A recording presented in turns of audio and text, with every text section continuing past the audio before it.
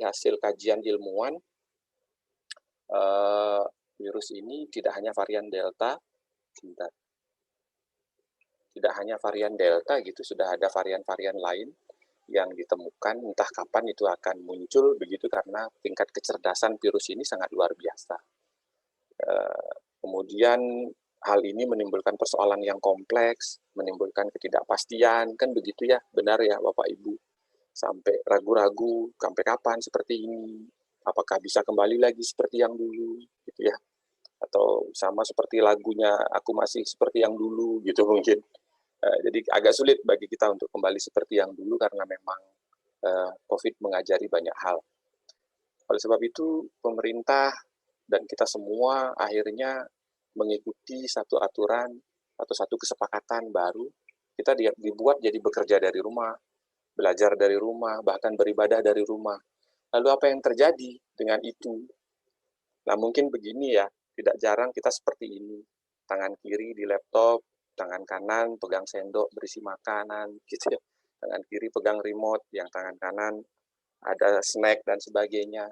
Tiba-tiba ternyata setelah ditimbang, ada sesuatu yang berubah lah. Jadi benar kata iklan, tumbuh itu ke atas, bukan ke samping, gitu kan. Ada iklan apa itu ya, yang kayaknya ini. Nah, dampak dari kesepakatan kita itu, yang semuanya dari rumah, bukan tidak mungkin akan kita alami seperti ini gitu kalau memang kita tidak komit terhadap disiplin gitu ya. Nah, apa yang terjadi kemudian itu adalah adanya kelebihan berat badan dan kegemukan. Itu yang pertama. Terus yang kedua menjadi sedentary. Sedentary itu kurang gerak gitu. Karena segala sesuatu berada dalam genggaman. Di ujung jemari kita akan ada nasi padang. Kita klik saja 15 menit datang. Itu semua serba seperti itu ya. Nonton TV, kalau dulu TV kalau mau besarin volume kita jalan ya. Kita datangi televisinya, kita besarin volumenya, sekarang pakai remote dan seterusnya. Inilah dua dampak yang sangat sering atau bukan sangat sering ya, jamak terjadi gitu tanpa kita sadari. Nah, oleh karena itu kita harus pahami gitu, mengapa harus menjaga berat badan. Jika Anda kelebihan berat badan atau obes, Anda berisiko lebih tinggi terkena masalah kesehatan serius, termasuk penyakit jantung, tekanan darah tinggi, diabetes tipe 2, batu empedu, dan seterusnya seperti yang terungkap di atas. Ini semua penyakit-penyakit yang sesungguhnya bisa dicegah gitu ya. Bisa dicegah dengan mengelola atau menjaga gaya hidup. Termasuk penyakit-penyakit infeksi sesungguhnya. Tetapi berbeda halnya dengan yang sekarang karena memang sangat cerdas virusnya, kita diajak berkejaran gitu ya dengan ilmu pengetahuan dan teknologi, mengejar vaksin dan sebagainya. Intinya mengapa harus menjaga berat badan? Karena ya itu tadi, kalau kelebihan berat badan akan berisiko lebih tinggi terkena masalah kesehatan. Lalu apa yang perlu diperhatikan ketika kita ingin mengelola berat badan? Yang pertama, indeks massa tubuh. Apa itu indeks massa tubuh? Nanti sebentar lagi kita diskusikan ya. Yang kedua, kita harus pantau lingkar pinggang. Gitu ya. Lingkar pinggang, ini yang paling sederhana-sederhana. Lalu ada faktor risiko dan kondisi yang terkait obesitas. Secara teori seperti ini. Apa itu indeks massa tubuh dan bagaimana cara menghitung? Body mass index, ya, indeks massa tubuh itu adalah sebuah formula sederhana sebenarnya. Cukup banyak formulasi untuk menghitung indeks massa tubuh, tetapi yang paling simple dan paling relevan menurut saya dan gampang diterapkan, itu adalah dengan membagi berat badan dalam kilogram, ya, dibagi dengan tinggi badan dalam meter, itu dikuadratkan. Gitu. Jadi kalau berat badannya 80 kilo, tinggi badannya 160 cm, berarti 80 dibagi 1,6 dikuadratkan. Kalau itu hasilnya di bawah 18,5, itu termasuk berat badan kurang. Kalau antara 18,5 sampai 22,9 itu normal. Di antara 23 sampai 29,9 itu overweight, lalu di atas 30 itu obesitas. Bolehlah diambil kalkulator, mungkin dihitung diri sendiri sekarang, kok ini hasilnya. Tergolong yang mana gitu. Apakah normal weight atau kurang atau overweight atau bahkan obes gitu ya. Nah, berikutnya lingkar pinggang. Lingkar pinggang itu untuk mengukur, nah seperti pada gambar ya, posisi meterannya itu seperti pada gambar. Nah, kalau untuk wanita usahakan lebih kurang atau sama dengan 88,9. Kalau pria kurang dari 101 cm. Nah, bolehlah diambil meteran atau metlin gitu ya, coba diukur atau panjang panjang lubang ikat pinggangnya itu diukur sudah enggak itu apa namanya 88 kalau yang wanita, kalau yang pria. Nah, ini hal-hal yang menurut saya simpel, sederhana untuk memantau apakah terjadi perubahan berat badan atau tidak. Berikutnya, nah ini sangat teoretik, saya kira tidak perlu. Intinya antara BMI atau indeks massa tubuh yang obes dengan lingkar pinggang, itu kalau lingkar pinggangnya sudah di atas 100 bagi laki-laki, lalu berat badannya di atas 30 misalnya, ya tentu memiliki resiko yang lebih cepat gitu ya, lebih besar peluangnya menderita penyakit-penyakit degeneratif. Nah sekarang pertanyaannya bagaimana menjaga berat badan gitu kan? Hmm, Pertama, saya ingin mengajak mengubah cara pandang tentang pengaturan berat badan. Jadi saya kira yang selama ini mungkin seringkali dipahami bahwa upaya yang kita lakukan terhadap berat badan itu hanya menurunkan gitu ya. Karena memang orang kebanyakan bermasalah dengan kelebihan sehingga selalu berupaya atau orientasinya atau tujuannya itu adalah bagaimana menurunkan berat badan. Padahal tidak jarang ada juga orang yang butuh dinaikkan berat badannya. Kalau terlalu kurus, terlalu kurang gizi gitu juga berbahaya gitu. Nah, oleh sebab itu saya mengajak untuk tidak lagi memiliki mindset yang keliru gitu. Saya ingin mengatakan bahwa berat badan itu perlu kita kelola gitu. Itu saja. Bagaimana mengelola gitu. Mengelola kan artinya bisa menurunkan, bisa juga meningkatkan. Nah, kalau selama ini barangkali ada orang berpikir bahwa dengan mengurangi makan gitu ya, bahwa berat badan akan turun. Betul juga, turun berat badan dengan mengurangi porsi makan. Ada juga mengatakan, ah bawa olahraga aja, dengan olahraga pasti akan turun berat badan. Apakah dengan olahraga juga turun? Ya, turun juga gitu. Cuman bedanya bagaimana kalau itu dikombinasi antara mengelola porsi makan dan berolahraga atau beraktivitas fisik. Gitu. Sehingga berat badan yang tercapai itu adalah berat badan yang optimal. Dan saya sebenarnya tidak terlalu setuju gitu ya dalam tanda kutip mengkambing hitamkan olahraga anggap gitu. Karena seringkali orang frustrasi ketika olahraga sudah, makan juga mungkin sudah, kok berat badan nggak turun-turun gitu. Nah oleh sebab itu sebenarnya saya ingin mengajak teman-teman, Bapak Ibu, saran sami yang hadir di sini, berolahraga itu jangan dijadikan cara atau alat untuk menurunkan berat badan gitu. Olahraga itu dilakukan semata-mata karena kita ingin bugar dan sehat. Kalau tiba-tiba dengan olahraga misalnya berat badan kita terkelola, itu bonus. Karena jangan serta-merta bahwa dengan olahraga berat badan turun. Ya kalau kita bicara persentase memang begitu. Itu yang saya katakan dengan ubah cara pandang. Jadi berolahragalah untuk kesehatan dan kebugaran. Aturlah pola makan karena pengelolaan berat badan itu tidak satu faktor saja gitu. Berikutnya konsumsi makanan yang tepat. Ini sudah jelas ya.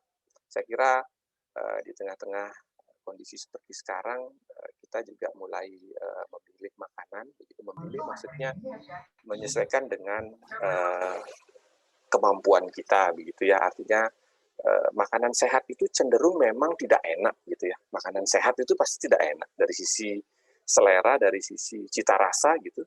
Karena biasanya kita menuntut kalau makanan yang sehat itu kan makanan yang baik, yang terdiri dari unsur gizi yang seimbang. Cilakanya, tidak jarang kita melanggar itu. Ya, apa yang selama ini ada di sekitar kita kan makanan yang apa cita rasanya nikmat gitu. Kalau kalau kalau makanan yang enak, garing, renyah, gurih gitu ya, itu biasanya ada penjahatnya itu biasanya. Karena itu pasti kolesterol itu kandungannya. Dan makanan-makanan seperti itu bukan tidak boleh, tetapi jangan terlalu banyak, apalagi menghamba pada makanan-makanan semacam itu.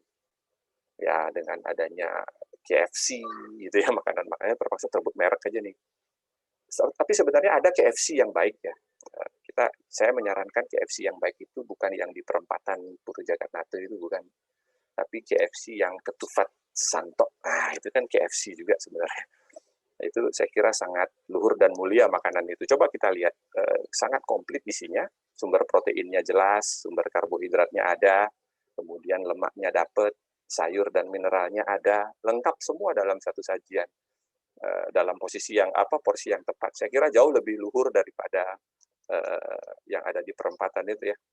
Nah itu saya kira contoh bagaimana kita mengkonsumsi makanan yang tepat. Yang berikutnya, tetaplah aktif bergerak atau berolahraga. Nah ini akan kita jadikan diskusi saat ini. Berikutnya adalah monitor berat badan dengan teratur. Ini penting ya Bapak Ibu sekalian dan rekan-rekan semuanya. Penting untuk kita memonitor berat badan karena berat badan itu sesuatu yang dinamis, sangat cepat perubahannya, sehingga kalau kita lengah dalam tanda kutip gitu ya, tanpa kita sadari, loh kok sudah begini gitu kan. Nah, apalagi kecenderungan kita seperti tadi di gambar itu ya, tangan kanan pegang laptop, tangan kiri masukkan makanan dan seterusnya, jadi itu yang terjadi. Nah ini kira-kira beberapa hal yang bisa dilakukan untuk mengelola berat badan. Nah ini mungkin salah satu contoh ya dalam porsi piring, isi piringku ya, kalau kalian teman-teman bisa lihat di beberapa jurnal ilmu gizi gitu, isi piringku tuh coba dilihat sebenarnya separuh piring itu sayur ya, sayur dan buah, separuhnya. Yang sehat itu begini, setengah dari yang setengah itu seperempat itu adalah sumber karbohidrat, selebihnya protein dan lemak. Ini kalau orang-orang yang berolahraga atau bergerak ringan. Nah ini sekedar ilustrasi saja bahwa ternyata, nah kalau intensitasnya dinaikkan sedikit aktivitasnya, maka membutuhkan asupan yang sedikit berbeda. Tapi coba dilihat sesungguhnya masih tetap dominan sayur dan buah gitu. Ya, ini menandakan bahwa mineral, serat itu jauh lebih dibutuhkan oleh tubuh kita. Bukan berarti lemak dan protein tidak kita butuhkan, tidak. Yang kita katakan adalah inilah konsep gizi sehat seimbang. Nah ini contoh. Nah berikutnya, apa yang terjadi apabila kurang gerak? Kalau tadi menjadi kegemukan, kelebihan berat gitu ya. Nah sekarang apa yang terjadi bila kurang gerak? Kalau kurang gerak maka akan timbul stres dan sulit berkonsentrasi, lalu fungsi otak menurun, meningkatkan risiko penyakit kronik yang tadi, kemudian memicu osteoporotik gitu ya, kerapuhan tulang, dan menurunkan daya tahan. Nah ini daya tahan yang kurang ini memicu mudahnya seseorang terinfeksi, apalagi di sekeliling kita sekarang ada COVID-19. Oleh sebab itu daya tahan menjadi penting. Nah ini ilustrasi saja ya, oleh seorang penulis ini. Dia mengatakan bahwa setiap pagi di Afrika itu seekor rusa bangun, dia tahu harus berlari lebih cepat dari singa yang tercepat gitu ya, kalau dia tidak mau dimangsa. Lalu ada seekor singa, dia harus tahu bahwa dia harus berlari paling dibandingkan mati kelaparan. Tapi menurut kita ya, tidak penting apakah kita seekor singa atau rusa. Ini take home message saja sebenarnya. Begitu matahari terbit, lebih baik segera berlari. Begitu bahasanya. Lebih baik berolahraga, itu maksudnya secara luas. Karena dengan adanya pandemi, ya, kita harus lebih sehat, lebih kuat, dan adaptif untuk bisa bertahan. Karena memang nampaknya COVID-19 mengajari kita kepada teori evolusi yang paling purba ya, natural selection gitu, seleksi alam. Dengan kata lain bahwa siapa yang cepat beradaptasi, siapa yang lebih kuat, ya dia yang bertahan. Begitu kira-kira. Nah, kita masuk sekarang bagaimana lalu meraih manfaat olahraga. Karena kita tahu semua orang sekarang lagi demam berolahraga nampaknya. Bisa kita lihat sekarang sudah mulai banyak orang yang banyak bersepeda, banyak yang jogging. Tapi apakah kegiatan yang dilakukan itu sudah tepat sehingga mampu meraih manfaat? Gitu. Nah itu persoalannya. Nah oleh sebab itu, syarat olahraga agar bermanfaat adalah, pertama, olahraga itu harus dilakukan dengan baik. Yang kedua, dilakukan dengan benar. Kemudian yang ketiga, dilakukan dengan teratur dan terukur. Gitu ya. Yang keempat, teratur. Nah, bagaimana, apa yang dimaksud dengan olahraga dilakukan dengan baik dan benar?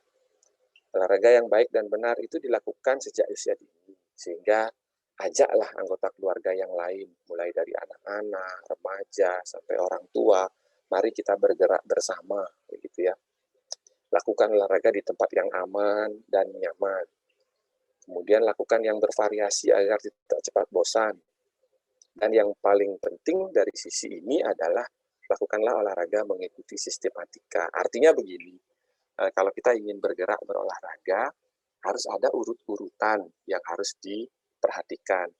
Mulai dari pemanasan, lalu latihan inti, sampai kemudian pendinginan. Itu saya kira lagu Indonesia Raya ya bagi para pegiat olahraga, sehingga bagi mereka yang memulai olahraga sebaiknya diikuti urut-urutan tersebut, karena jika itu dilewati atau ada yang tidak dilakukan, olahraganya bukan bermanfaat tapi mendatangkan mudarat gitu ya, mendatangkan cedera, bisa malah menjadi hal-hal yang tidak diinginkan. Nah, yang paling tidak kalah penting juga adalah olahraga yang terukur dan teratur. Terukur itu maksudnya, nah di sini ada indikator atau alat ukur yang dijadikan batas gitu. Tentu yang paling sederhana adalah denyut nadi kita, denyut nadi maksimal. Nah, untuk mengukurnya kita perlu tahu dulu denyut nadi maksimal kita berapa. Rumus yang paling sederhana dari sekian rumus pengukur denyut nadi maksimal itu adalah 220 dikurangi umur. Nah, itu adalah rumus sederhananya. Misalnya seperti contoh, orang dengan usia 40 tahun, dia akan memiliki denyut nadi maksimal 220 dikurangi 40 kan, 180. Nah, untuk olahraganya itu berindikasi bermanfaat, itu lakukanlah olahraga dengan rentang denyut nadi antara 70 sampai 80% dari itu. Gitu. Jadi kalau 180 kali ya 60% atau 70% dari 180 kali 126. 26 kan. Nah, itu adalah denyut nadi yang diperbolehkan. Sehingga dalam berolahraga, denyut nadi ini harus terpantau dengan baik. Saya kira sekarang sudah begitu banyak aplikasi barangkali ya, atau alat atau gadget yang bisa dengan secara simultan menyampaikan denyut nadi kita. Kalau misalnya sudah melampaui, biasanya dia berbunyi gitu ya, ada notifikasinya biasanya. Kalau orang-orang yang suka lari, ada yang bentuk jam tangan, ada yang diikat di dada, chest band. Gitu. Nah, ini penting sekali gitu, karena denyut nadi ini menandakan bagaimana tubuh kita merespon gerak atau kegiatan yang kita lakukan. Tidak perlu berambisi untuk menempuh jarak tertentu atau mencapai kecepatan tertentu, karena setiap orang akan berbeda-beda kemampuannya. Ini yang seringkali orang lupa, sehingga banyak sekali kejadian-kejadian yang menimpa, ya katakanlah public figure misalnya, meninggal mendadak setelah bermain futsal gitu misalnya, atau meninggal setelah melakukan workout di gym dan sebagainya. Nah, itu tentu ada hal-hal yang tidak diukur gitu ya dengan kemampuannya. Nah, setelah olahraga dilakukan dengan baik, dengan benar, terukur, yang terakhir adalah olahraga itu harus dilakukan secara teratur. Teratur maksudnya rutin dan berkelanjutan. Olahraga tidak musiman, gitu. Artinya WHO saja mengamanatkan minimal kita berolahraga itu 3 kali seminggu. Kalau kita dikasih durasi itu antara sekitar 180 sampai 200 menit per minggu. Kalau itu dibagi 7 hari saja, berarti dalam sehari setidaknya kita bergerak antara 30 sampai 40 menit, katakan demikian. Nah, jadi sesungguhnya tidak membutuhkan waktu yang banyak gitu, untuk berolahraga. Nah, itu kira-kira jadi bagaimana olahraga mendatangkan manfaat apabila olahraga dilakukan dengan baik, benar, terukur, dan teratur. Saya kira itu akan menjadi kata kunci ya. Nah, ini tidak perlu. Nah, selanjutnya olahraga juga sebagai obat. Artinya apa? Jika olahraga itu dilakukan dengan tepat, maka olahraga itu akan mendatangkan manfaat. Kalau obat resep dokter gitu biasanya kan berisi nama obat, dosisnya berapa, diminum berapa kali, dan berapa miligram, dan seterusnya. Kalau resep olahraga itu rumusnya adalah FIT gitu ya, FITT gitu, FIT. Ini nanti ketika kita menyarankan seseorang untuk berolahraga, kita harus tentukan dulu frekuensinya, harapkan misalnya berapa kali dalam seminggu dia lakukan. Nah, intensitas ini maksudnya berat ringannya ya. Jadi berapa persen dari denyut nadi maksimal yang harus dilakukan. Lalu time itu berapa menit, berapa lama dia harus melakukan itu.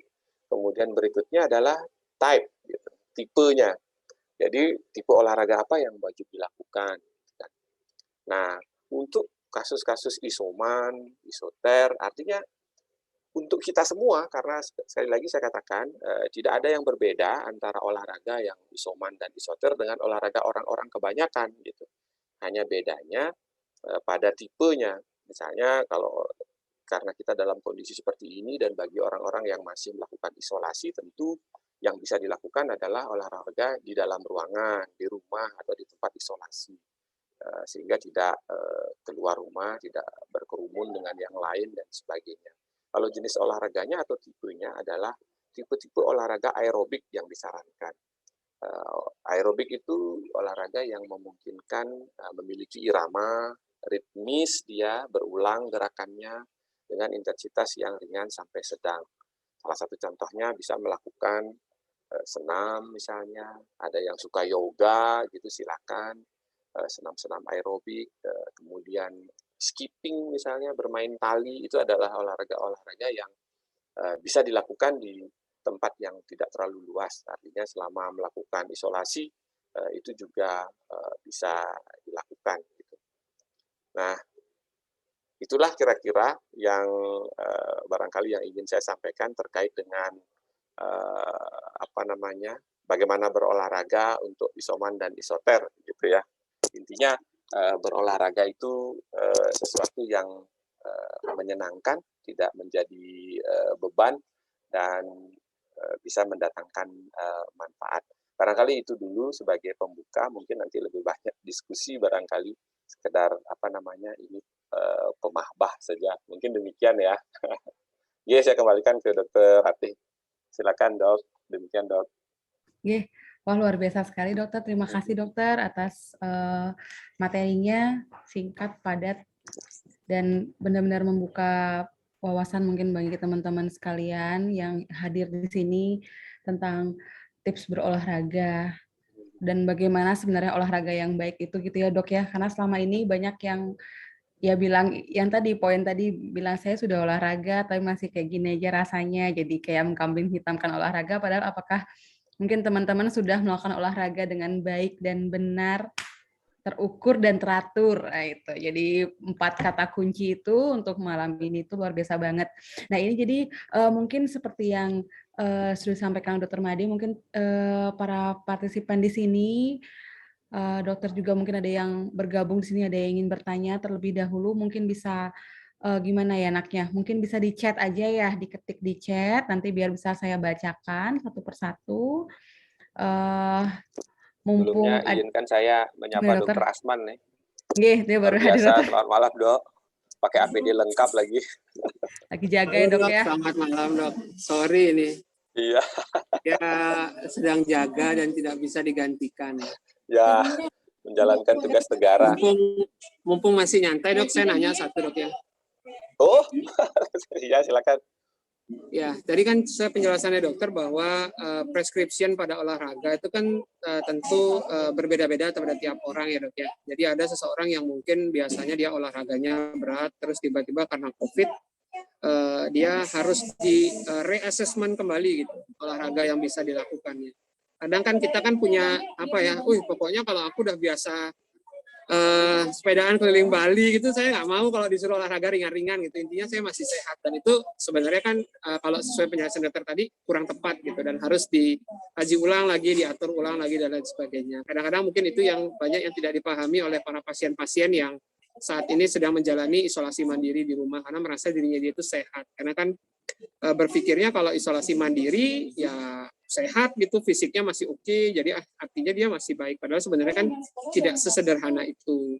mungkin terima kasih banyak sudah diingatkan kembali terkait hydra yang pertama. Yang kedua adalah mungkin kalau bisa dicontohkan tadi Dok, saya belum melihat ada jenis gerakan ya kira-kira bisa dilakukan. Mungkin kan kadang isoter itu kan tidak selamanya mereka ada kesempatan untuk keluar dari kamar isolasinya, tapi dia hanya di kamar saja. Mungkin ada nggak beberapa kegiatan atau gerakan yang bisa mereka lakukan untuk selama masa isolasi lah, intinya selama 1 hari itu ya biar tetap fit gitu. Dan kira-kira berapa kali pengulangan mungkin sesederhana itu, karena kan belum tentu bisa menghubungi Dokter Budiawan setiap hari kan para pasien itu. Jadi mungkin kalau bisa dicontohkan tipe gerakannya dan berapa kali bisa dilakukan rutin, mungkin yang simple, yang sederhana gitu.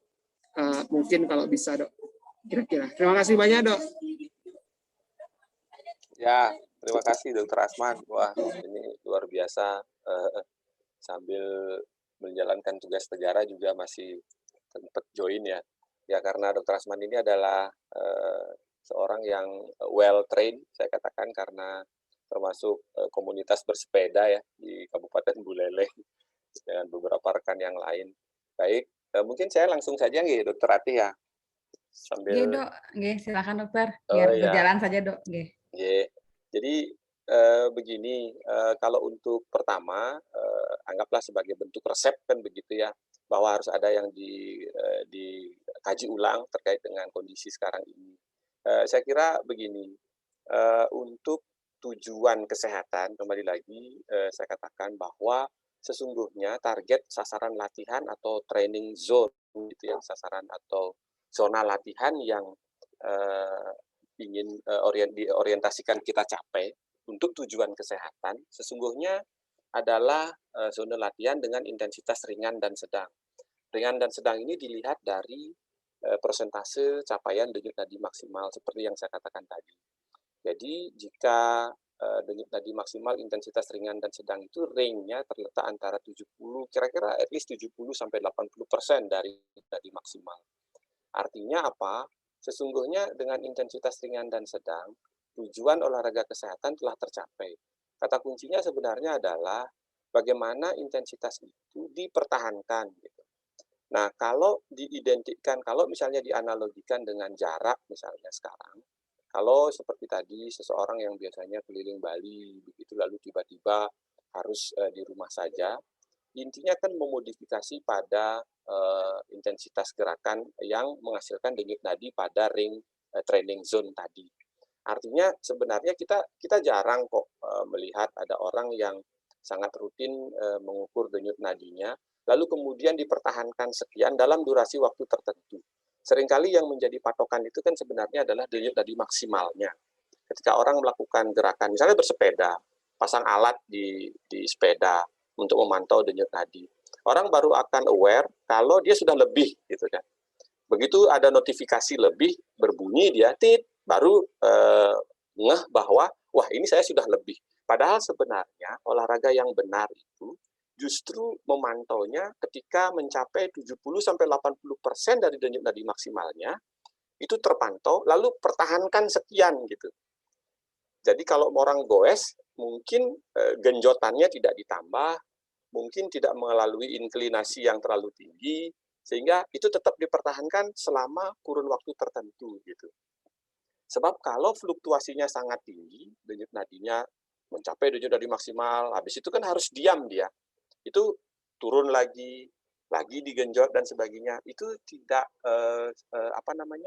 justru tidak akan menimbulkan manfaat atau dampak dari olahraga yang kita capai, khususnya di sistem kardiovaskuler, gitu, di sistem jantung dan pembuluh darah.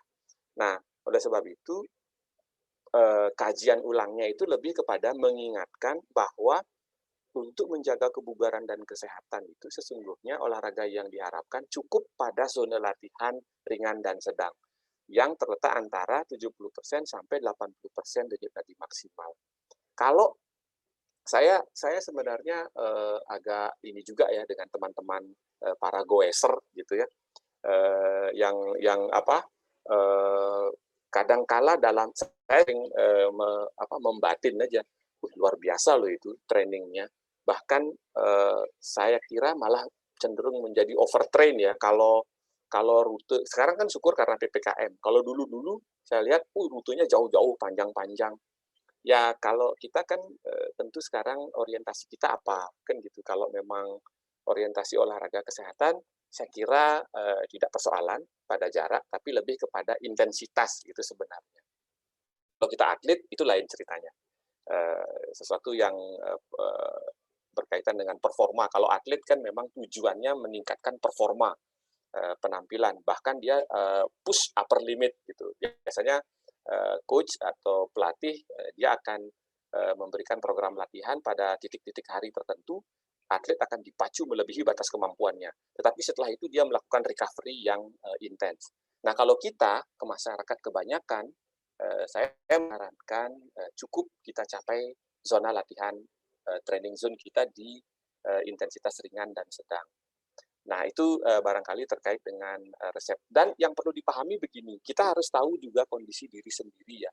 Sebelum kita memulai olahraga, bagi para pemula yang baru ingin bergiat olahraga, saya kira berkonsultasi dengan dokter lebih awal untuk menentukan kondisi fisik diri sendiri itu menjadi penting.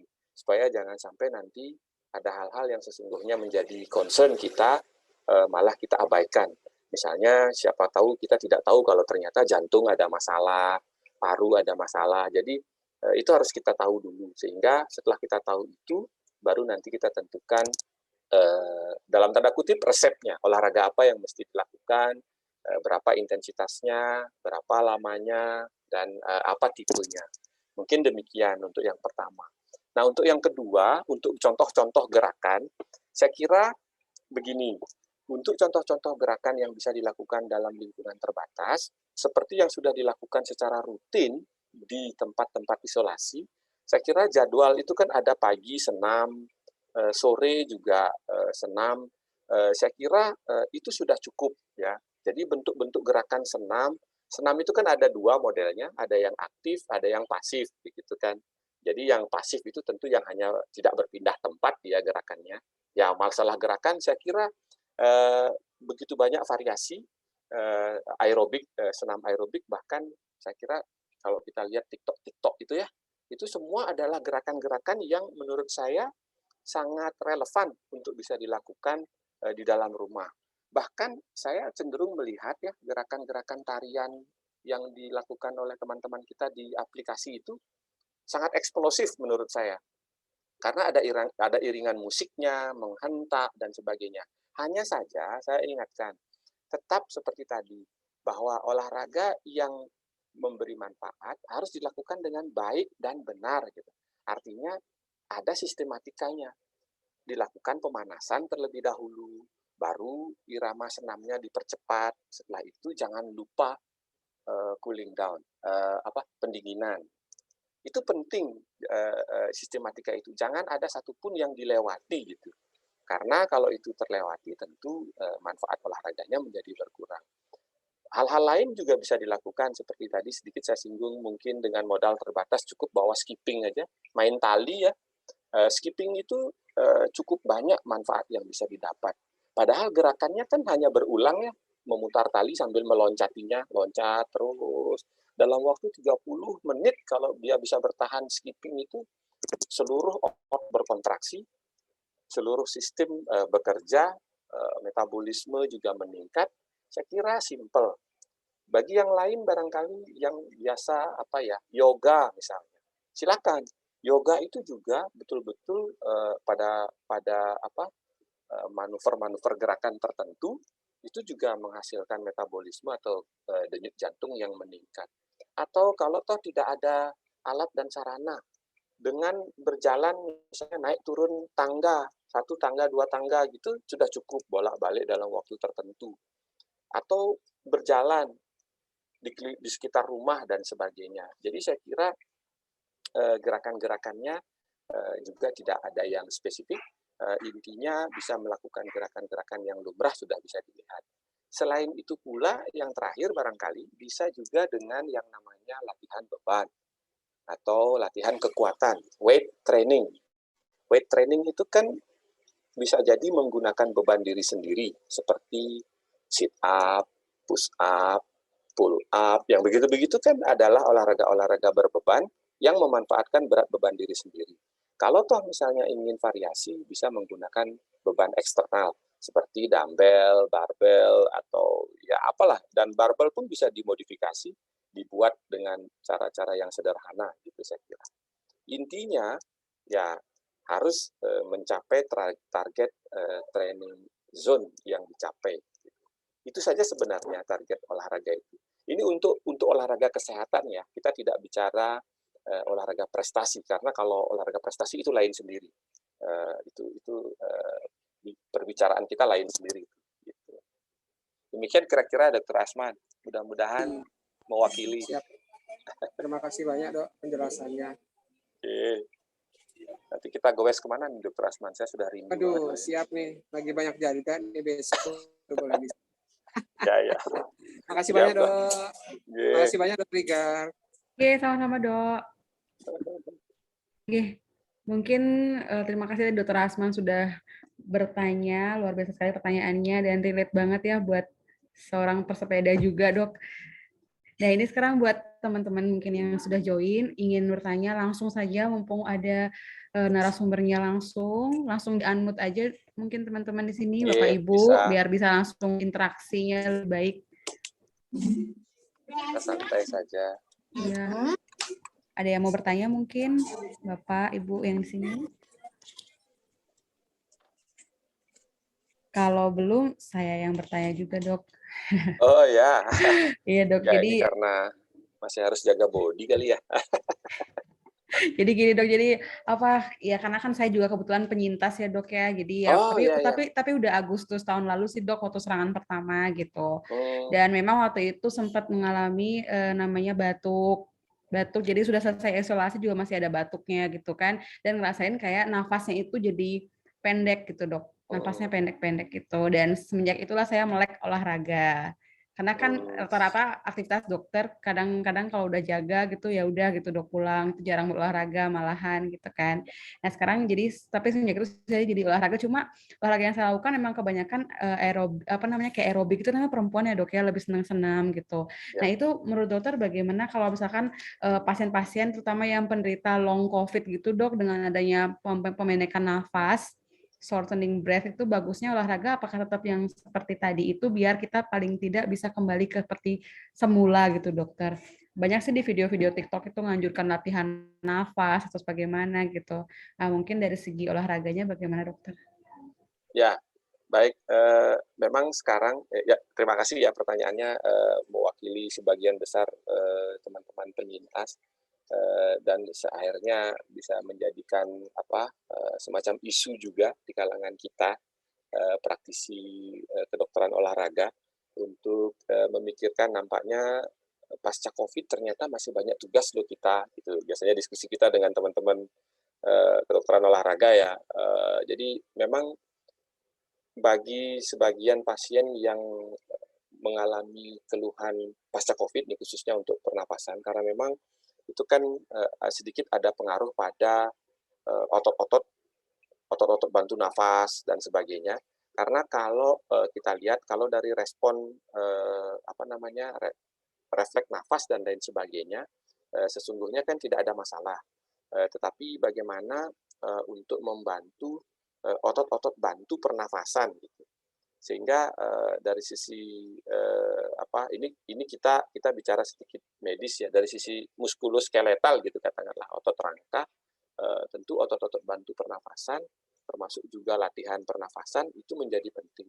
Saya kira beberapa metode itu sudah sangat rutin dilakukan, itu bisa diikuti begitu ya, metode latihan pernafasannya. Bahkan kalau tidak salah setiap Sabtu kalau nggak salah ya, setiap jam 3 sore tadi Dr. Arye di grup juga sudah men-share bagaimana dari Wisma Atlet di Jakarta selalu memberikan pedoman latihan pernafasan. Saya kira itu sangat baik untuk dilakukan dan memang itu bertujuan untuk membantu otot-otot bantu pernafasan. Nah, hanya saja yang perlu juga dipikirkan menurut saya adalah kembali memberikan latihan penguatan gitu. Karena weight training itu menjadi penting, memberikan latihan-latihan pembebanan.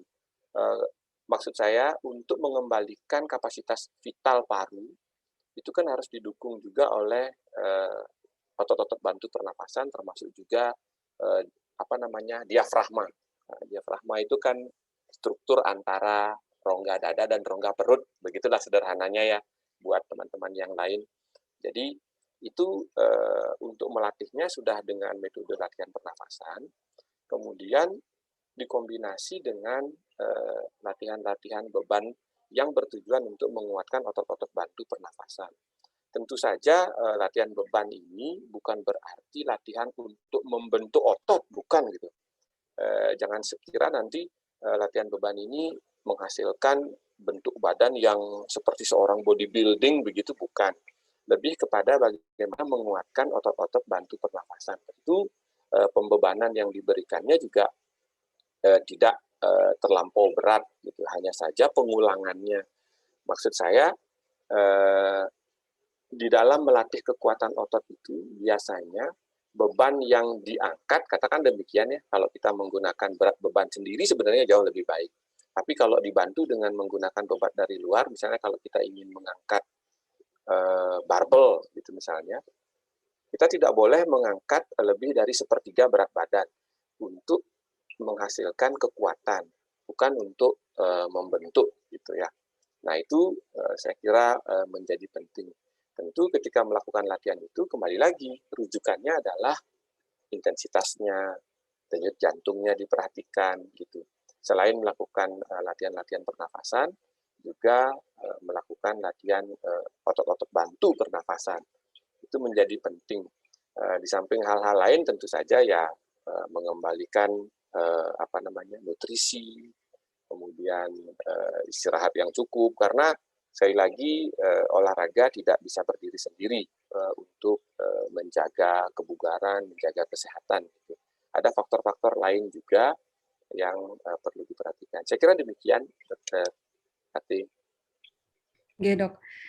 Cuma kemarin saya juga sempat dapat olahraga gitu kan, Dok, keluar gitu. Kadang tuh kalau misalkan angkat beban gitu, kalau misalkan buat teman-teman yang memang punya dumbbell gitu kan di rumah mungkin bisa gitu, Dok ya. Tapi mungkin yang enggak mungkin bisa modifikasi ya, Dok ya, pakai alat-alat sekitar rumah gitu ya, Dok. Ya. Mungkin pakai training band gitu ya, Dok. Yes, ya. Ya kan, Ya, kadang betul. pakai training band kan jadi lebih bisa macam gerakan gitu ya, Dok ya. Ya. Bisa pakai lat pull kayak gitu-gitu bisa ya, Dok ya. Betul.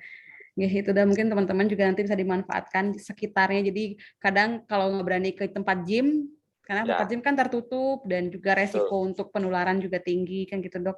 Cuma saya juga penasaran sih, Dok, kalau olahraga pakai masker itu bisa nggak sih, Dokter? Maksudnya apakah untuk dari segi pernafasan sendiri kan kita melatih nafas nih, melatih otot bantu nafas. Cuma beberapa saya lihat juga di medsos gitu dan kadang-kadang banyak juga saya orang lihat apa yang kayak di jalan-jalan di PP, jalan-jalan taman kota itu dia olahraga dengan menggunakan masker. Itu efektivitasnya bagaimana, Dokter? Apakah lebih baik di rumah saja tapi nggak usah pakai masker, lebih optimal seperti saran Dokter tadi yang olahraga yang benar, baik, teratur dan juga konsisten itu, Dok? Ya, memang masker menjadi polemik, menjadi pro kontra di saat-saat seperti sekarang.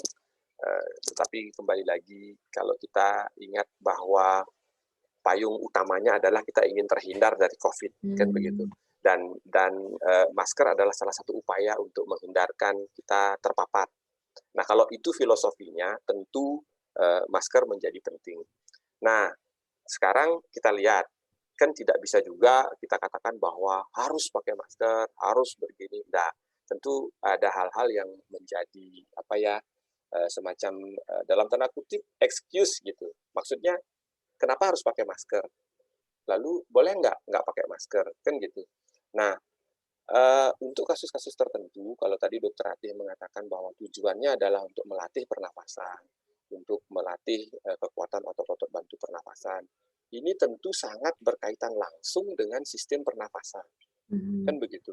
Sementara yang dipahami bahwa olahraga itu kan akan meningkatkan pernafasan karena kebutuhan oksigen kita kan meningkat. Yeah. Nah, oleh sebab itu kita karena kasusnya adalah kita sedang melakukan concern terhadap pernafasan. Kita ada masalah dengan pernafasan kita. Sementara kalau nggak pakai masker, tentu kita akan mudah terpapar. Bayangkan, kebutuhan oksigen yang meningkat akan diikuti dengan respirasi rate yang meningkat, kan begitu. Kalau itu tidak ditutup, tentu potensi viral load gitu ya masuk bisa lebih banyak. Sehingga sarannya untuk kasus ini memang memakai masker menjadi tanda kutip kontraproduktif gitulah. Artinya sangat merugikan. Oleh karena itu, maka supaya dapat berolahraga tapi tanpa masker, ya pilihannya adalah olahraga di rumah gitu. Jangan olahraga dengan banyak orang, berkerumun gitu. Nah, artinya bahwa olahraga itu memang bertujuan karena kita memiliki handicap di saluran nafas. Sehingga kalau itu kita manipulasi, tentu akan menyulitkan gitu. Yang kedua, ini dari sisi yang memang wajib bermasker. Kalau dari sisi itu, maka ini kita sebenarnya sih keputusan ini merupakan semacam legal standing saja, karena kontroversinya masih tetap ada sampai sekarang. Di kalangan teman-teman pegiat sport medicine mengatakan begini, kalau untuk olahraga intensitas ringan dan sedang, sesungguhnya tidak masalah bermasker gitu loh. Karena intensitasnya ringan dan sedang. Seperti tujuan olahraga kesehatan ini. Sehingga dimungkinkan seseorang ini yang tanpa memiliki handicap pernafasan ya, permasalahan di pernafasan, jantung dan sebagainya. Artinya orangnya aman-aman saja. Tapi dia ingin berolahraga entah itu di TP, di taman kota dan sebagainya. Sehingga untuk melindungi dirinya dia tetap bermasker karena intensitas ringan dan sedang. Hanya saja yang perlu diperhatikan adalah ketika berolahraga intensitas ringan dan sedang, kadang-kadang masker kan bisa keringetan tuh, bisa basah. Nah, itu tentu mengganggu. Nah, mungkin sarannya membawa masker cadangan. Gitu. Atau kadang-kadang orang memakai masker, ketika melewati kerumunan, dia pasang maskernya, ketika sudah di lokasi yang agak tenang, sepi, dan sebagainya, dia bisa melepas masker. Tentu olahraga juga jangan bergerombol gitu ya.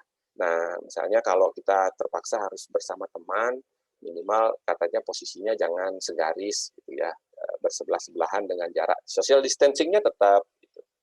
Nah, saya kira ini bisa sedikit menjawab tentang apakah masker itu berbahaya atau tidak. Ya sekarang tergantung dari mana kita melihatnya. Kalau memang kita tidak ingin terpapar, saya kira sih, saya juga menyarankan khusus untuk atlet saja. Kebetulan sekarang saya sedang mengevaluasi kontingen Provinsi Bali yang akan ke PON Papua. Atlet pun saya sarankan untuk tetap bermasker pada kegiatan-kegiatan tertentu. Ketika dia masuk ke zona latihannya, ke tempat latihannya, masker on. Saya selalu katakan demikian. Pada waktu pemanasan, pada waktu stretching, pada waktu latihan awal, pemanasan aktif, pasif, itu masker on. Ketika masuk ke materi latihan dengan intensitas tinggi, boleh masker off. Tetapi setiap kali ada kegiatan yang tidak bersinggungan dengan latihan, masker on. Ketika misalnya pelatih menghentikan latihan sesaat untuk memberikan arahan gitu misalnya, time out, masker on lagi. Gitu. Jadi ya seperti itu, agak fleksibel kita. Tapi intinya tergantung dari mana kita mau memaknai masker itu. Saya kira demikian, berarti. Tidak usah khawatir bermasker. Oke, benar dokter. Kadang-kadang beberapa saya lihat kalau teman-teman yang mesti bukan teman sejawat sih dok, misalkan ada beberapa gitu pakai masker, nanti sesek gitu, ngap gitu rasanya, walaupun mereka bukan penyintas gitu kan. Cuma kan benar juga kita harus dari sekarang itu melihat tujuannya olahraga apa kan gitu dokter ya, olahraganya apa dulu. Dan gitu. satu lagi, tergantung juga maskernya gitu ya. Kita kan tidak menyarankan untuk yang N95 misalnya. Kan nggak mungkin kita suruh N95 kan untuk di lingkungan medis yang sangat ini ya. Kalau masker kain, masker yang ini itu juga cukup kok sebenarnya. Hanya saja ya itu tadi, begitu basah kena keringat ya harus ganti yang masker cadangan gitu karena itu juga tidak sehat, tidak baik untuk sirkulasi juga. Mungkin demikian juga. Okay. Masker kering gitu dokter ya, jadi harus bawa cadangan kalau kita mau olahraga gitu dokter ya. Dan tentunya jangan juga sengaja mencari daerah-daerah yang resiko untuk penularan gitu. Jadi kitanya harus memilih lah gitu. Ya, Intinya rute-rute kan mana. sehat gitu dok ya. Yeah. Oke. Gimana nih Bapak Ibu, mungkin ada yang ingin bertanya? Silakan.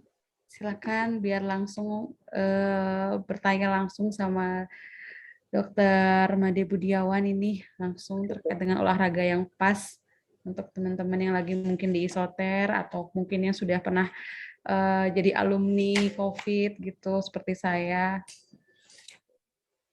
Kalau sambil nunggu nih dok, mumpung gini juga saya ada pertanyaan lagi. Kalau untuk lansia itu gimana dokter? Kalau misalkan lansia kan, ya kalau anak muda, oke lah dia bisa beraktivitas dalam artian di rumah gitu, masih bisa olahraga. Untuk lansia kan dari segi gerakan aja beliau sudah jarang gitu kan. Apalagi yang memiliki mungkin rematik, asam urat, komorbid, osteoporosis, kayak gitu kan tentu butuh latihan napas. Kebetulan kalau misalkan ada yang penyintas juga gitu kan dengan COVID, terus bagaimana untuk olahraganya dokter? Apakah cuma cukup jemuran, terus tarik-tarik tangan begitu, latihan nafas itu cukup atau mungkin ada gerakan-gerakan yang mungkin bisa dikerjakan oleh lansia? Ya, ini pertanyaan menarik ya. Jadi karena semua kita akan menjadi tua, gitu ya. Kita juga harus memikirkan saat kita tua seperti apa yang harus kita lakukan. Nah, terkait dengan olahraga, sekali lagi kita harus lihat sosok lansia itu sebagai sebuah individu secara komprehensif, artinya secara menyeluruh, bahwa kita tahu secara fisiologis, secara secara normal fungsi-fungsi tubuh pada orang dengan usia lanjut itu sudah menurun, pasti sudah menurun. Artinya tanpa ada penyakit apapun, tanpa ada komorbid apapun, usia itu merupakan perjalanan yang mengakibatkan penurunan semua fungsi dalam tubuh kita.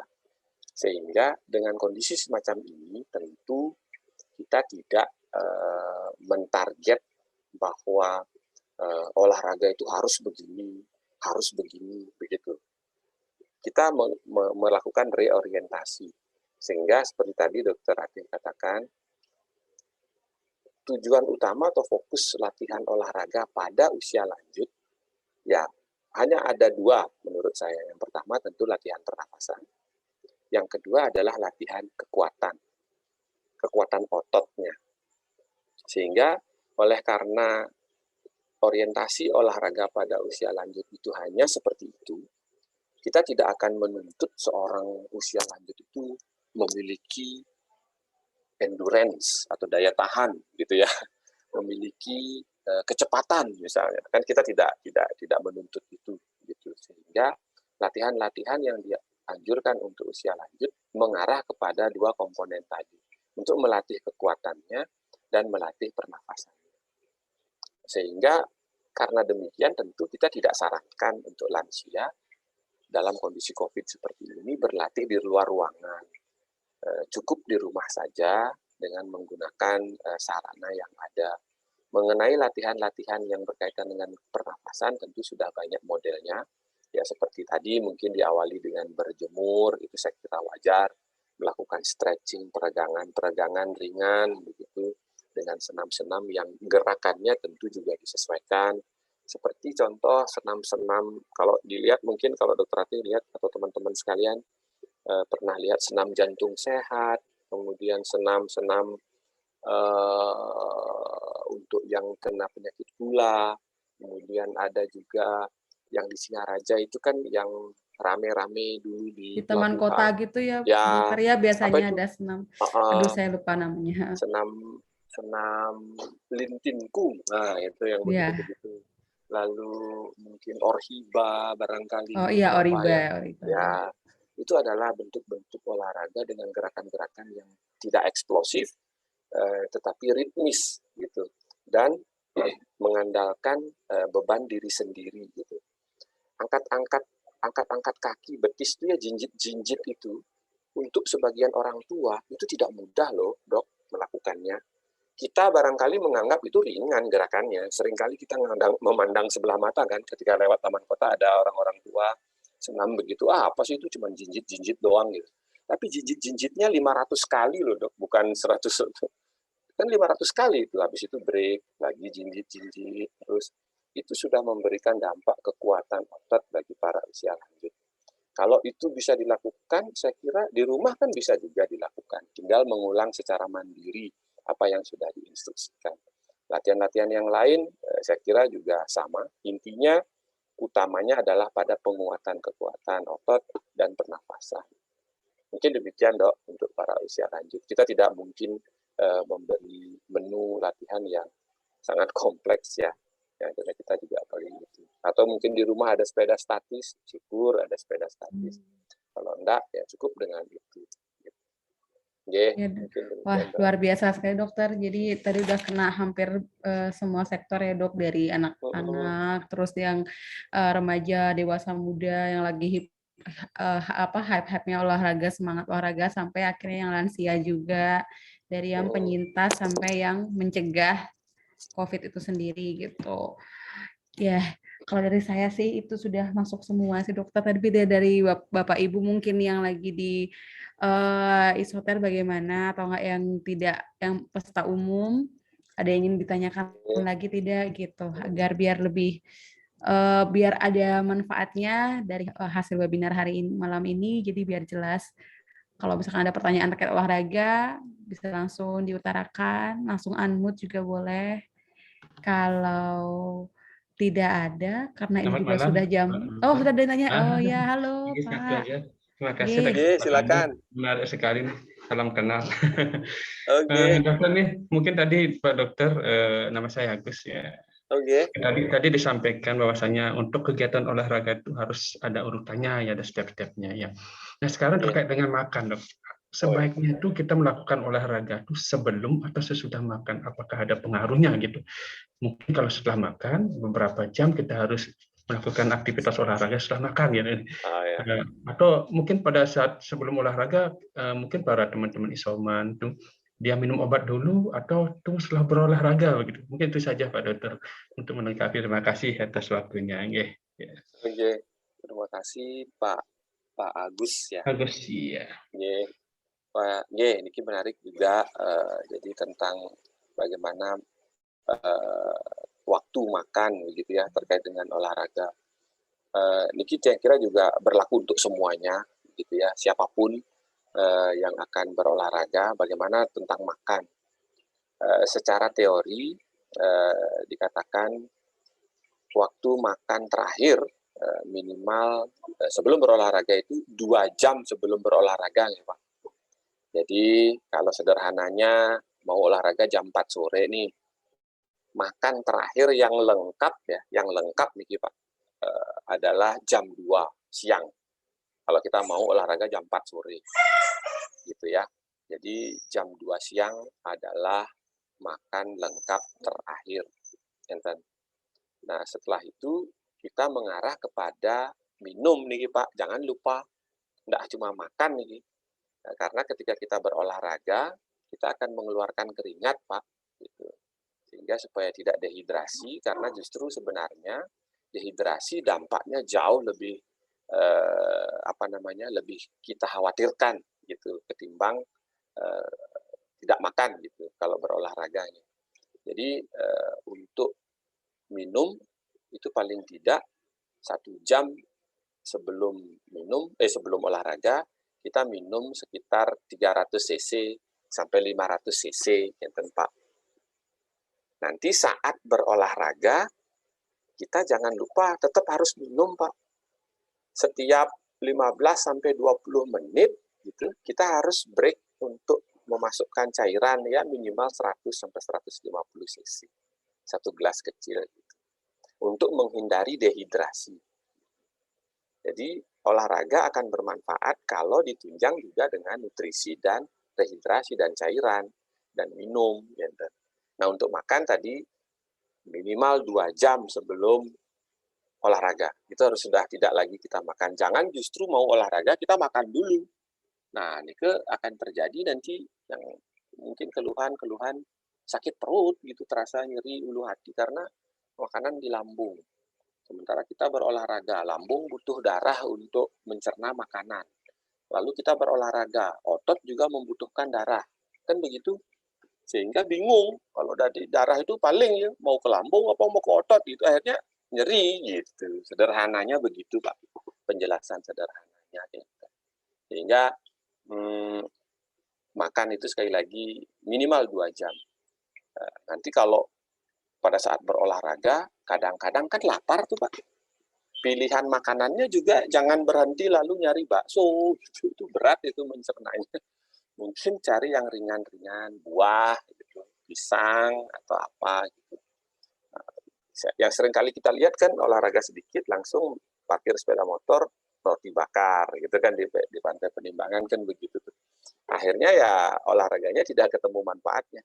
Olahraga cuma menghabiskan 700 kalori, masuk lalu roti bakar yang 1.500 kalori, mesusuk dadasnya gitu. Yang lagi 800 kalori jadi lemak dia gitu. Nah ini kan persoalan, seringkali kita begitu tuh. Dan mungkin Niki ya kita ngomong di sini aja ya, tapi ini di-record ya. Saya kadang-kadang agak agak kritik juga sebenarnya teman-teman, tapi nggak apa-apa deh untuk edukasi ya. Coba kita lihat sebelum PPKM nih, kita lihat fenomena-fenomena kantor-kantor. Setiap Jumat, olahraga, lalu absen taman kota, rame-rame kumpul. Pakaiannya keren-keren banget loh ya, Adidas, sepatunya Nike, bajunya Under Armour, lengkap semua deh pokoknya. Tapi klimis banget gitu, datang ke tempat olahraga, ngabsen, habis itu duduk-duduk pojok starter motor, pulang. Saya kira kenapa nggak misalnya nggak tahu nih, saya nggak tahu nih, nanti ada yang ini lagi, nggak apa-apa deh ya kalau disampaikan aspirasi saya, mending olahraganya itu bener gitu di masing-masing kantor aja deh, nggak usah pakai kumpul-kumpul segala, tetapi wajib ya, wajib, dan itu dilakukan dengan ya seperti tadi, baik, benar, terukur dan teratur gitu. Kalau memang untuk meningkatkan produktivitas kerja, saya kira kalau karyawan kita bugar pasti pekerjaan bagus gitu. Ya kita kok jadi melebar kemana-mana sih, udah gitu dulu intinya. Seperti itu ya. Mungkin satu lagi dok, untuk olahraga silakan. pagi, biasanya kan baru bangun kita olahraga jalan-jalan atau lari gitu. Apakah tidak bermasalah itu ya dokter ya? Begitu baru bangun, misalnya jam 6 kita bangun, langsung olahraga. Atau sebaiknya kita makan dulu jam 6, jam 8 baru olahraga gitu. Atau mesti dalam perut kosong nih baru bangun, tidur, langsung minum air dikit, langsung olahraga, nggak masalah itu ya dokter ya? Oke. Nah, kalau misalnya sekarang begini, tentu kita juga memilih memilih jenis sarapan kan Pak Nge. Kalau memang untuk berolahraga. Jadi ketika kita baru bangun tidur, kita tentu memang pada saat tidur kita akan mengalami yang namanya puasa sesaat gitu ya. Artinya dari pukul berapa itu ya, katakanlah tidur jam 10 sampai jam 6 itu ada sekitar sekian jam kita tidak memasukkan apapun. Tetapi jangan lupa bahwa pada saat itu kadar gula kita juga dalam kondisi yang stabil. Nah, untuk di pagi langsung berolahraga nih, sebenarnya kan yang perlu dicukupkan pertama adalah kita tidak mungkin mengkonsumsi makanan berat ya pada waktu kita sarapan pagi. Tentu saja itu tidak akan memberikan beban pada lambung. Tentu kewajiban kita di pagi hari juga harus dituntaskan terlebih dahulu ya Pak. Artinya ritual-ritual pagi hari itu kan memang pasti harus terjadi dulu, baru kita akan berolahraga. Nah, untuk kasus olahraga di pagi hari, tentu pilihan makanan yang kita makan untuk dalam tanda kutip mengganjal gitu ya, mengganjal biar nggak nanti lapar gitu. Tentu pilihannya kan tidak kompleks, tidak makanan lengkap seperti bagaimana kita mengkonsumsi makanan makan pagi, di siang hari, makan malam gitu ya.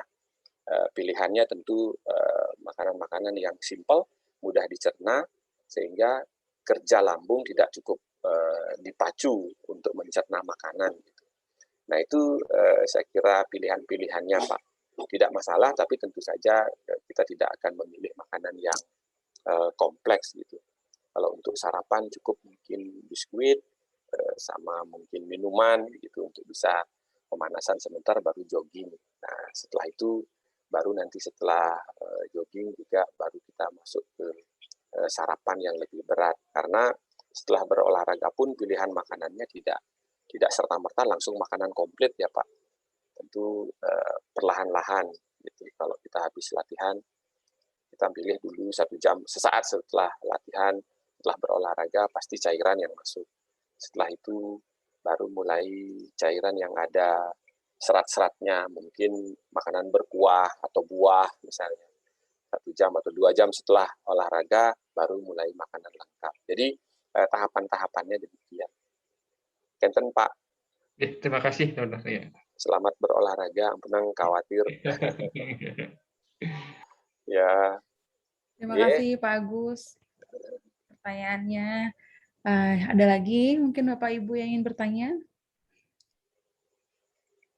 Karena ini ternyata sudah 1 jam ya dokter.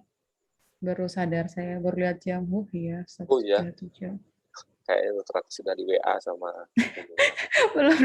Oh belum. Belum Jangan dokter. kelamaan jadi moderator gitu mungkin jangan. Oh enggak dok, saya sudah mengosongkan jadwal malam minggu ini dokter. Jadi mungkin ada yang ingin langsung bertanya lagi terkait dengan olahraga, karena biar olahraga itu benar-benar tercapai tujuannya dokter. Kadang tuh orang pada nggak tahu gerak jogging sedikit, jalan santai, tapi sudah dikatakan sudah berolahraga. Padahal yang benar olahraga itu adalah yang dari denyut nadi maksimalnya tadi kan dokter. Nah itu banyak yang pada miss di sana. Kapan sih dikatakan olahraga gitu dok?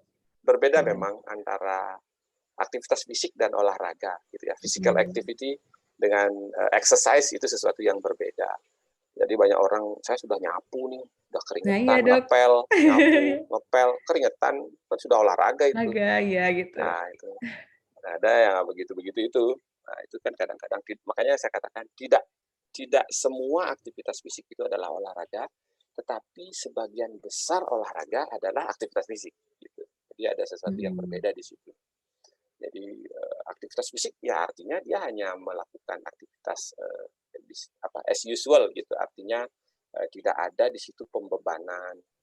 Jadi prinsip-prinsip dasar latihan itu kan tidak digunakan di dalam aktivitas fisik. Gitu. Kita tidak menentukan ada training zone kan. Di dalam kita menyapu lantai, mengepel, itu kan tidak ada training zone atau denyut nadi yang bisa kita capai gitu. Mau persentase berapa dari denyut nadi maksimal kan nggak ada. Karena keringat dijadikan indikator. Padahal keringat itu kan jawaban tubuh terhadap peningkatan suhu, gitu kan? Karena kita bergerak, kita melakukan warming up, termostatnya meningkat, suhu tubuh meningkat kan karena tubuh kita suhu harus dipertahankan tetap antara 36 sampai 37, ya keluarlah keringat gitu. Keringat itu sebenarnya adalah respon fisiologi ya.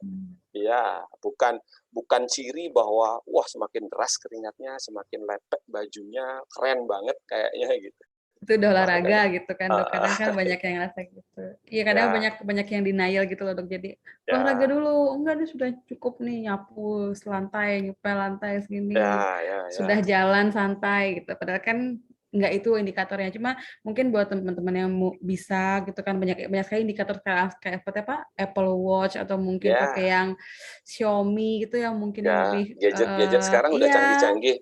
Jadi bisa lihat dok ya nadinya berapa gitu, kita bisa lihat kira-kira targetnya itu tadi. Dan rasa lelahnya kan beda, kalau lelah atau capek habis mengepel dan mencangkul gitu misalnya dengan lelah atau capek habis berolahraga, beda loh rasanya secara psikologis. Fresh, lebih segar aja setelah berolahraga, padahal lelah kan. Tapi kalau lelah habis ngepel, habis nyapu, itu lelahnya banget loh ya. Kayak. Terus nggak ngantuk ya dok? Kalau habis olahraga itu kita tuh biasanya nggak ngantuk gitu. Jadi kalau misalkan olahraga terus beberapa ada olahraga keringat tapi dia nguap gitu, berarti biasanya kurang ya dok kardionya atau gimana? Kalau orang nyepel nyapu kan dia masih bisa habis itu dia istirahat capek tidur gitu. Tapi kalau olahraga tuh malah kadang habis olahraga dia nggak capek. Maksudnya capek tapi nggak yang lemes gitu loh yang pengen tidur. Betul. Ya sejak saya sakit itu saya harus jadi olahraga terus dokter. Jadi ya lumayan. Ya, banyak pertanyaannya juga sekarang kan kapan sih olahraga dilakukan gitu kan? Kapan yang baik? Ya, saya kok nggak termasuk orang yang fanatik di situ ya. Ada yang bilang pagi hari lebih baik dibandingkan sore hari. Gitu. Bagi saya sederhana aja sih sebenarnya. Bagi saya intinya kapan sempatnya deh. Silakan berolahraga. Kalau bagi saya intinya ayo bergerak gitu aja. Kapan? Ya kapan sempatnya Jangan sampai sedentary, jangan sampai kurang gerak gitu. Kalau sempatnya di siang hari, kali tepat gitu misalnya, ya tentu kita menyesuaikan kan. Nggak mungkin dong jam 12 kali tepat kita lari di tengah-tengah kota gitu kan, nggak mungkin. Pasti di dalam ruangan kita bergerak kan begitu. Kalau memang pas waktunya di outdoor ya kita outdoor gitu. Jadi ya disesuaikan. Memang gimana mau memaksakan seorang eksekutif muda misalnya kerja di kantoran baru pulang malam jam 8, terus mau bagaimana? Ya malam, habis malam mandi mungkin makan dulu dia, habis itu jam 10 misalnya ada waktu, jam 10 dia bergerak-gerak sedikit, baru 30 menit, setelah itu istirahat tidur. Bagus juga, nggak masalah. Intinya ya kapan yang terbaik? Ya kapan sempatnya. Kalau saya sih gampang-gampang aja. Kalau saya lebih cenderung ayo bergerak gitu aja. Tidak membatasi bahwa harus jam segini. Lalu dia bilang, wah kalau gitu saya nggak ada waktu nih olahraga. Dibuat pola aja dok ya, sendiri Ya. sesuai dengan kebutuhan sendiri Ya, gitu dok ya. ya. Kadang manajemen waktunya gitu dok ya. Ya, seringkali Oh. kan kita merasa tidak punya waktu. Padahal karena nggak diatur aja dok waktunya. Nggak diadain. Kalau diadain Ya. waktunya ada. Ya itu kadang biasa-biasa kita ngerasa, udah kok udah cukup, udah capek hari ini, udah nggak usah olahraga gitu. Ya. Oh, Ya, ternyata mungkin olahraga gitu. itu penting banget. Oke. Oh, ini ada yang ngechat ini. Kalau tidak punya waktu olahraga, apa yang bisa dipakai? Oh, ya, barusan kita diskusikan. Kita sebenarnya tidak pernah tidak punya waktu kan. Kita katakan tidak punya kan karena memang tidak kita adakan. Kalau Tidak kita kita prioritaskan adakan, dok ya. ya kalau dijadwalkan misalnya ada, ya kalau dikatakan mungkin Pak Sanjaya ya, artinya mungkin sederhananya begini Pak, siapa sih di antara kita yang tidak sibuk kan begitu ya? Pasti semua punya kegiatan lah. Ininya orang pasti juga bekerja, pasti juga ini. Nah, kata kuncinya sekarang ada komitmen, ada kemauan, ada willingness gitu, ada keinginan untuk menyisipkan waktu. Karena sesungguhnya WHO saja tidak mengamanahkan berat-berat kok, Pak Sanjaya. Jadi bergeraklah 200 menit per minggu.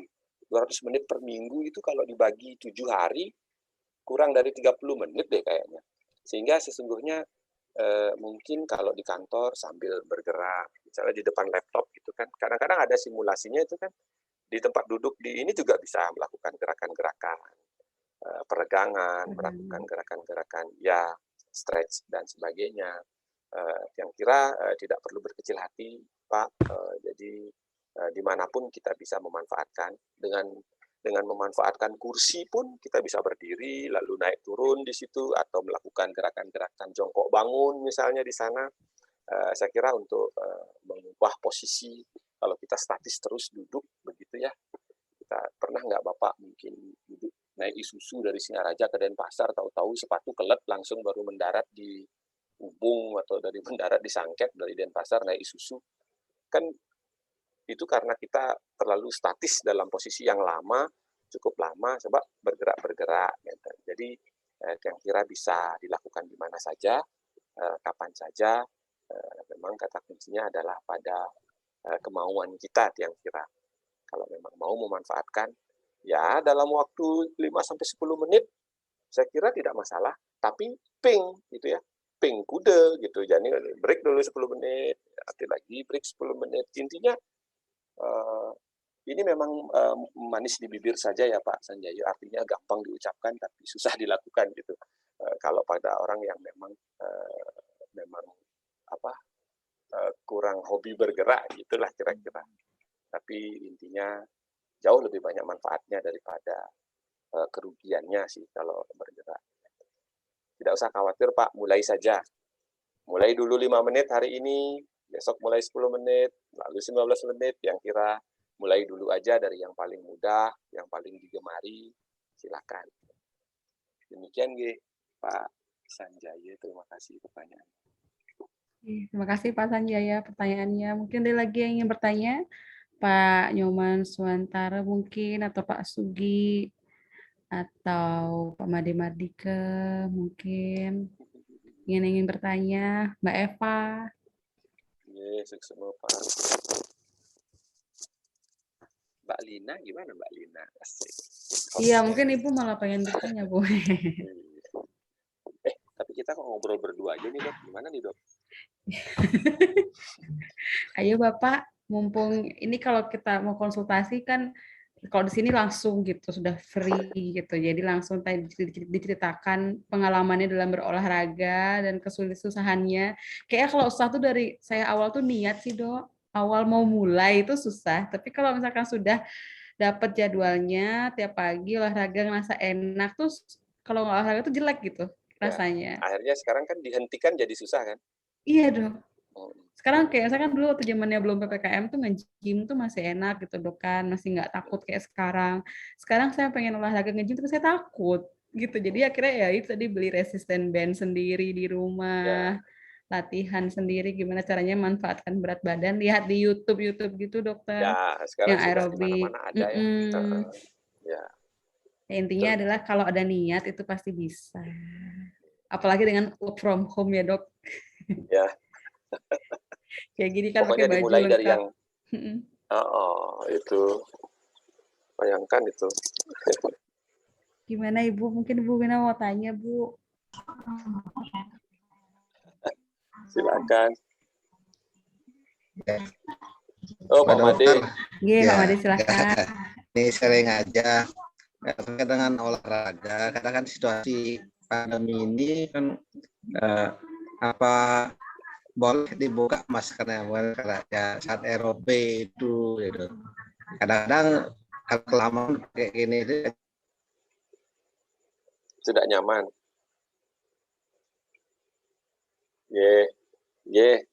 Terima kasih Pak Made. Tadi juga sudah sempat kita diskusikan terkait dengan masker, Pak Made. Sekilas yang tangkap. Intinya Pak, untuk olahraga-olahraga seperti yang sering kita lakukan, yang kita masih sangat dibutuhkan masker, masih aman, Pak. Malah yang menganjurkan lagi tetaplah menggunakan masker karena tidak perlu khawatir, karena kan intensitas kembali lagi yang katakan intensitas olahraga yang kita lakukan di kalangan masyarakat itu adalah biasanya sebagian besar antara ringan dan sedang intensitasnya, sehingga tidak perlu khawatir menggunakan masker. Justru kalau tidak menggunakan masker malah akan sangat berisiko, Pak, karena kalau kita berolahraga setidaknya kan kita pasti ngos-ngosan ya Pak, frekuensi nafas itu meningkat gitu. Nah kalau tidak, karena masker itu tujuannya kan untuk melindungi hidung dan mulut, dan kita tahu COVID itu menyebar lewat droplet Pak, artinya sesuatu yang keluar dari mulut dalam ukuran yang sangat kecil. Kalau kita lagi berbicara, kita lagi batuk, kita lagi ini kan keluarlah partikel itu Pak. Jadi kalau kita bermasker, kita menjadi terlindung. Konsepnya sebenarnya bermasker nih bukan ngaingon Pak, lebih kepada bagaimana kita mengajak bahwa maskerku melindungimu, maskermu melindungiku, gitu. Jadi begitu filosofinya bermasker. Jangan nanti melihat ada nak nganggon masker, kadang ini ngaingon nih, gitu. Bukan begitu. Olahraga pun boleh, sepanjang kalau tidak ada keluhan nafas ya Pak. Kalau ada problem pernafasan, ya sebaiknya di rumah saja olahraganya. Kalau di rumah saja kan tidak bermasker sedikit lebih aman barangkali, karena klaster rumah tangga juga sebenarnya agak tinggi Pak makin. Jadi di rumah pun seyogianya bermasker, tetapi sulit bagi kita mengajak siapa yang ngontrol Pak. Gitu. Nah seperti tiang makin nih, tiang di rumah ini kalau pakai masker ngap juga nih, gitu kan. Tetapi ya tentu kita paham tempat-tempat mana yang resikonya besar, tempat-tempat mana yang resikonya kecil, ya. Enten Pak, jadi tetap aman dengan masker, tidak usah khawatir. Karena ada juga di media itu kan ada masker katanya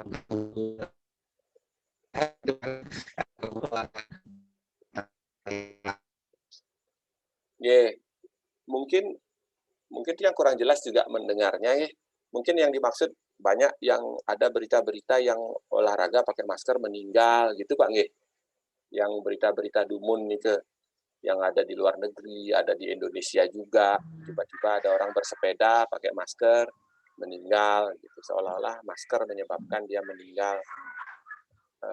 Demikian Pak Nge. Maksudnya, kekhawatirannya nih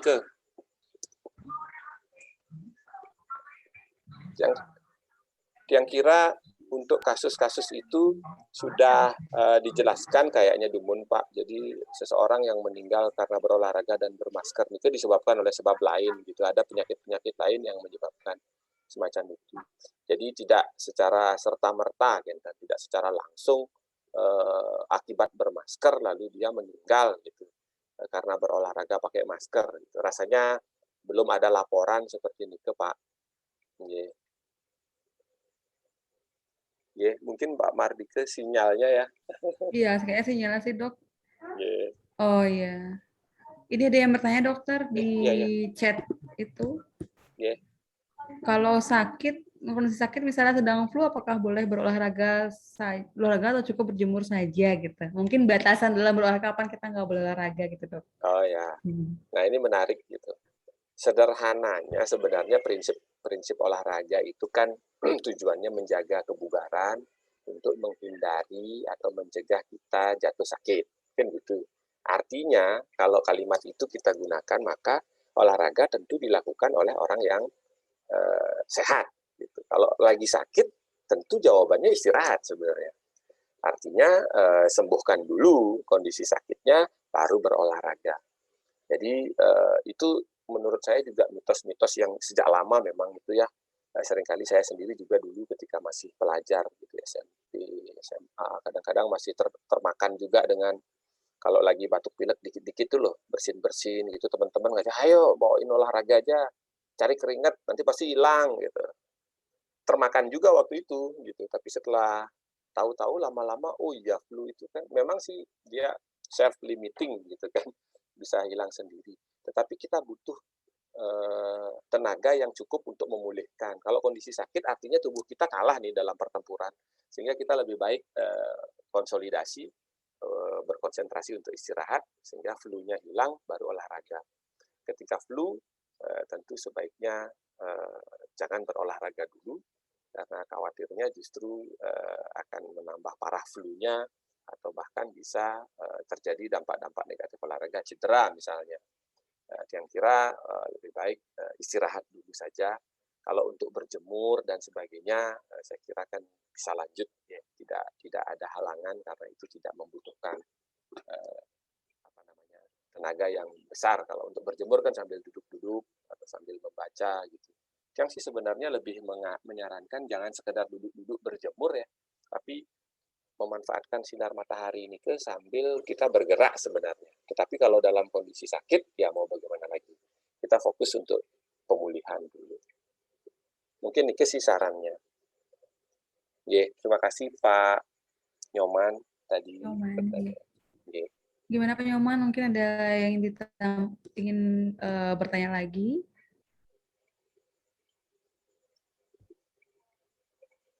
Udah ya? Udah. Sudah pada karena jelas kayaknya, dokter. Atau ada lagi yang ingin bertanya? Niki Pak Made sedang dirawat karena COVID, tapi Pak? Apa isolasi, tapi di rumah atau gimana Pak? Ada kebetulan saya di Satgas Kecamatan Pak Dokter, kadang gini menangani gini juga. Oh, gitu. Iya. Bapak Kadang, mungkin tugas di lapangan ya Pak? Baru selesai tadi dok, ya sudah tadi prokesnya. Tadi habis sembahyang langsung telat ikutinya. Terima kasih Pak. Ya, karena kami sering gini memberikan edukasi kepada ini juga teman-teman yang ya terkonfir itu biar dia tidak drop gininya, bagaimana dia tidak takut dengan diisolasi itu kan, karena image itu karena kalau diisolasi itu kadang dia kok saya disingkirkan itu kan gitu. Ya, masalah sosial. Iya gitu dok. Ya. Masalah sosialnya jauh lebih berat. Iya itu ya, karena ya kebetulan di Seridit ya setiap hari ada saja yang ini hasil tracingnya gitu. Iya, Nggih, nggih. iya. Ya mudah-mudahan dengan acara ini nanti ya setidaknya ada informasi lah untuk Iya, siap. Iya, gitu. berikan kepada teman-teman dimanapun berada nanti Bapak. Iya, biar tidak takut ya dirawat gitu. Nah, kalau mas ya orang dirawat ya tidak diisolasi gitu biar dia karena bahasa isolasi sepertinya dia diasingkan gitu dia nggak gitu Ya, dia. Iya, ini kan masyarakat begini kadang warga yang agak awam gitu. Gitu iya Kak. betul. Iya. Iya, intinya terima kasih Pak, sampun Iya. bekerja sama-sama ikut menangani. Mudah-mudahan Iya, segera sudah. bisa Iya. terkendali. Ya, sukses Oke, Pak Iya, Nyoman juga. semua Pak Iya, Made, Pak Nyoman, itu sudah. iya, Bu Oke. Dokter. Iya. Ya, sehat selalu Bapak, ingat olahraga. Iya, asal siap. Oke. iya.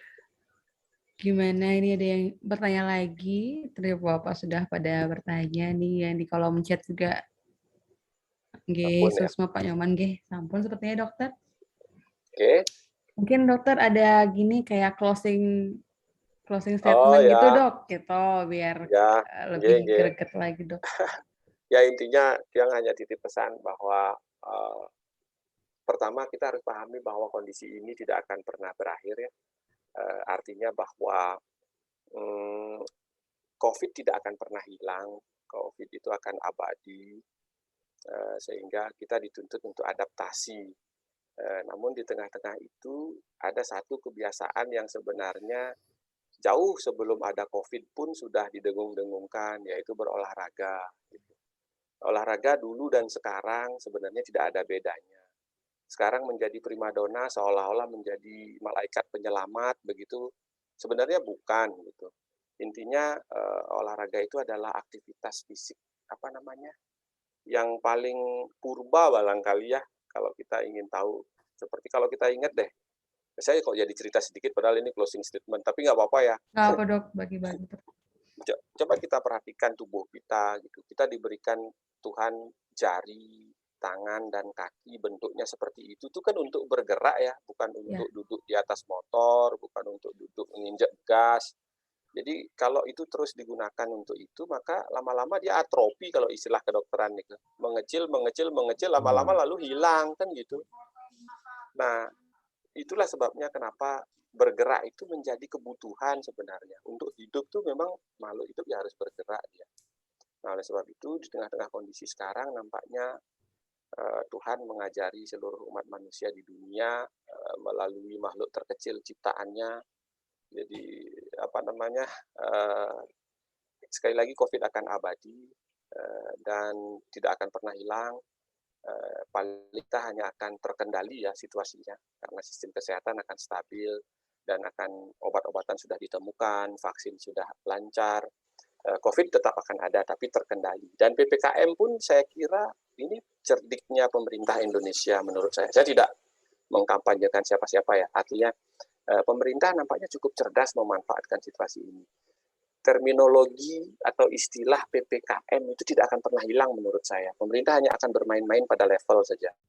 Jadi PPKM-nya akan tetap berlanjut, entah itu level 4, sekarang katanya turun jadi level 3, entah mungkin besok jadi level 2, atau bahkan level 1, tiba-tiba ada klaster lagi, naik lagi level 3, level 4, lagi level 2. Jadi levelnya yang akan berubah-ubah. Tetapi status PPKM yang menurut saya itu akan sepanjang hayat gitu.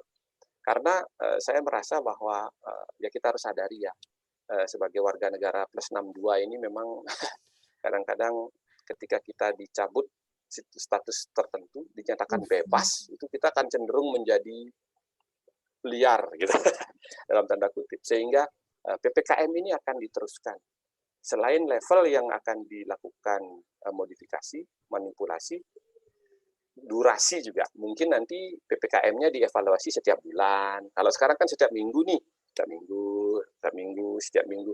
Nanti setelah dianggap agak aman sedikit, sudah jadi PPKM level 3. Nanti kita evaluasi bulan depan. Tapi tetap PPKM tuh selama sebulan. Artinya kan kita tetap ada rambu-rambu yang membatasi kita. Nah, oleh sebab itu, di tengah-tengah kondisi seperti inilah maka adaptasi menjadi penting. Teruslah bergerak, teruslah berolahraga, supaya Ya karena siapa yang beradaptasi, siapa yang memiliki daya tahan, itu yang bertahan. Gitu. Mungkin demikian ya dokter. Terima kasih sudah mau bergabung dan mendengar kuliah. Luar biasa nih dokter, 2 SKS dok, mantap. Iya loh. Jadi luar biasa sekali. Jadi kita sekarang semuanya itu harus mulai bisa beradaptasi. Jadi kitanya harus seperti yang tadi sudah dokter sebutkan di awal itu, di era pandemi kita harus sehat, kuat, dan adaptif gitu kan untuk bisa survive di pandemi. Dan tentu kita sebagai yang generasi muda ini harus senantiasa mengingatkan sama yang sekitar, keluarga terdekat juga, bahwa hidup ini kita bersama-sama, jadi nggak bisa egois gitu kan dokter. Jadi harus menjaga yang mobilitasnya lebih tinggi, mungkin di rumah harus sering pakai masker jika kontak dengan orang tua, kontak dengan penglingsir gitu, biar tidak membahayakan keluarga kan gitu dok. Dan olahraga itu saya diharapkan untuk bisa dilakukan sesempatnya, kalau bisa dijadwalkan mungkin 2-3 kali seminggu dengan olahraga yang baik, benar, teratur dan terukur, bisa diukur dengan denyut nadinya masing-masing gitu, secara sederhananya gitu buat teman-teman semuanya. Dan tipe olahraganya pun juga harus tipe olahraga yang sifatnya ritmis, yang aerobik gitu, atau yang lebih ke ringan dan sedang, juga yang tidak memicu adrenalin terlalu banyak. Jadi biar lebih bisa benar-benar melatih nafasnya dan juga otot pernafasan gitu. Itu mungkin beberapa yang bisa saya tarik dari hasil webinar pada malam hari ini, di malam minggu ini. Bagaimana Ibu Lina ini, apakah sudah bisa ditutup atau bagaimana? Bagaimana dokter? Ada yang ingin ditambahkan lagi dok?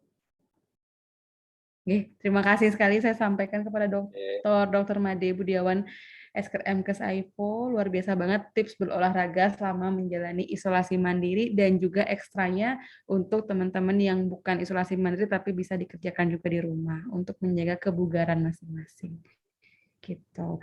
Baik, saya dari moderator mungkin mengembalikan kepada Bu Lina untuk sebagai hostnya ya Bu ya. Oke, baik, sebenarnya saya dari tadi mengikuti sekali ya, seru mengikuti diskusi kali ini, gitu. Apalagi pertanyaan-pertanyaan Dokter Igar juga kan sudah mewakili pertanyaan kami juga, dan juga yang partisipan lain. Bapak Ibu yang sudah join, terima kasih juga atas partisipasinya.